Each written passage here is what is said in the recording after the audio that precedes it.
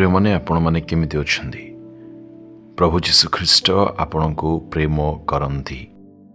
से आपणक निमंते बहुत चिंता करंती, जत्न नियंती, पुणी मनोयोगी अटंती। से वास्तव में आपणको प्रेम करंती कौन? आपण एही प्रश्न पचारू अछंदी? हाँ आज्ञा, से आपणको बहुत प्रेम करूछंदी।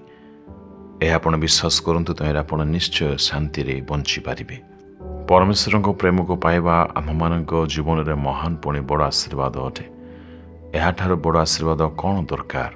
केवल सेतिकी ही नुह, परमेश्वर प्रतिज्ञा मध्य दौरान। द्वितीय विवरण 26 अध्याय 19 पदे लिखा जाए, पुणी से तुम्हें प्रशंसारे व नामरे व सम्मानरे आपणार सृष्ट समस्त देशीय लोक मान अपेक्षा श्रेष्ठ करिवे। प्रभु कहते आमे श्रेष्ठ करिबा। जदि आपण पाठ पढ़ाउछंदी से विषय प्रभु श्रेष्ठ करिवे। जदि आपण कौनसी काम कार्य करूछंदी से क्षेत्र में प्रभु आपण को सम्मानित करिवे। आपण काम कार्य आपण व्यवसाय रे परमेश्वर को सम्मानित पुणी श्रेष्ठ करिवे। आपण जहाँ भी करंतु आपण समस्त विषय परमेश्वर आपण को सम्मान देवे, पुणी अनेक मध्य श्रेष्ठ करिवे। आपणकर समस्त काम कार्य परमेश्वर आपण को श्रेष्ठ करिवे। देखंतु गोटे गरीब परिवार थिले, सेमानंक छटिया गृह कौन से विद्युतर मध्य सुविधा नथिला। एणु छुआ माने रात्रि समय माटीर से दीपरे पाठ पढ़ुथिले। जदि आउ टिके अधिक आलोकर सेमानंक आवश्यक होतिला तेबे सेमाने स्ट्रीट लाइटर सहारा नथिले। लोक माने भाबुथिले एपरि गृहर पिला माने किपरि जीवन रे श्रेष्ठ बा सफलता पाई परिबे। सेमाने बहुत गरीब थिले।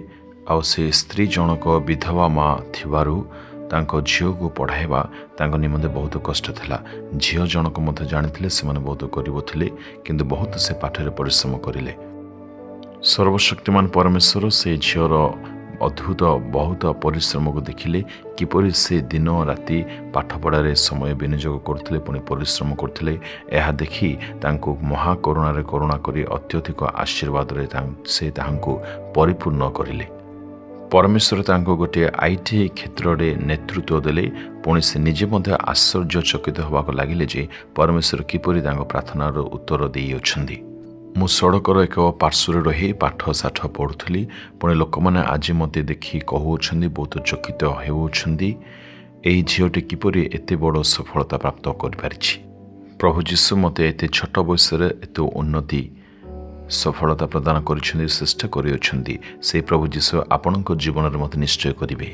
से आपणक प्रशंसा कराइबारे, आपणक नाम को उच्च करिबारे, आपणक श्रेष्ठ करिबारे, सम्मानित करिबारे निश्चय साहाय्य करिवे।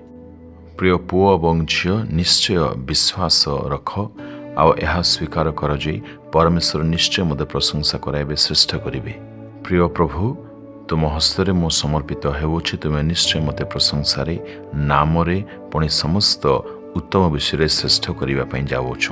तेणु तुमर धन्यवाद करी एही प्रार्थना जीशुଙ୍କ नाम रे मागुछि पिता। आमेन आमेन।